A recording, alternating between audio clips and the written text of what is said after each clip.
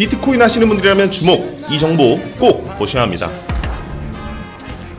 비트코인과 이더리움의 선물 미결제 약정이 반전되고 있습니다. 그만큼 시장의 관심도가 비트코인 중심에서 이더리움으로 넘어가고 있는데요.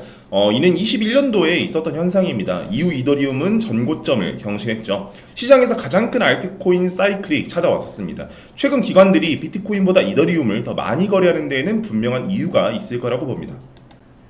최근 4일간 비트코인 현물 ETF는 9억 7천만 달러, 이더리움 현물 ETF는 9억 2,500만 달러가량의 순유출이 발생했습니다. 유입된 규모에 비하면 큰 수준은 아닌데요. 이 유출은 추세 전환이나 차익 실현에 대한 움직임이 아닙니다. ETF 투자자들은 매우 보수적이기 때문에 잭슨 홀 미팅이라는 글로벌 경제 이슈를 앞두고 리스크 회피 심리가 반영이 됐다라고 좀 볼 수가 있는데, 그만큼 이번 잭슨 홀 미팅은 매우 중요합니다. 여파에 따라서 이 투자자들이 다시 돌아올 수도, 더 빠져나갈 수도 있으니까요.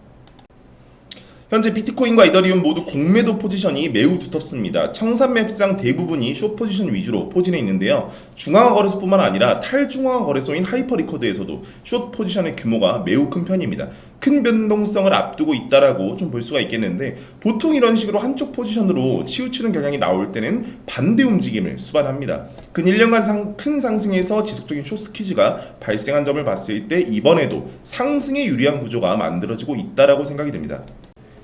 자주 공유드리고 있는 글로벌 M2 차트를 보시면 90일의 텀을 두고 비트코인과 매우 유사하게 흘러가고 있죠. 이 흐름대로라면 3-4개월 가량 뒤에 고점을 좀 예상해 볼 수가 있겠는데요. 올해 그리고 내년 금리 인하까지 진행이 된다면 이 M2 차트는 다시 우상향하게 될 가능성이 높습니다.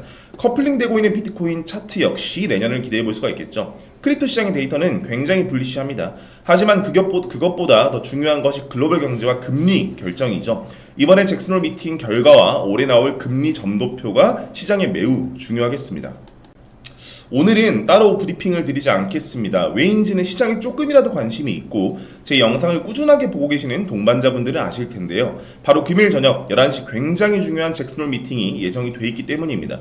물론 차트상으로는 분석을 해드릴 수 있습니다. 하지만 차트 흐름만큼 더욱 중요한 것이 바로 거시경제와 주요 이슈들입니다. 시세가 상승하고 하락함에 있어서 가장 중요한 것은 시장의 돈이 어떻게 흘러갈 것인가, 바로 유동성인데요. 이번에 잭슨 홀 미팅을 필두로 앞으로 예정돼 있을 금리 인하가 윤곽이 좀 잡힐 것으로 보이기 때문에 미팅 이후 추세를 따라가는 것이 옳아 보입니다.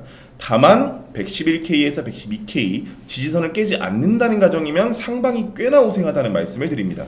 이런 돈 되는 정보 매일 쉽게 정리해 드리니까 오늘 정보 유익하셨다면 구독과 좋아요 눌러주시고요. 아직 잘 모르겠다 고정 댓글 확인해 주세요.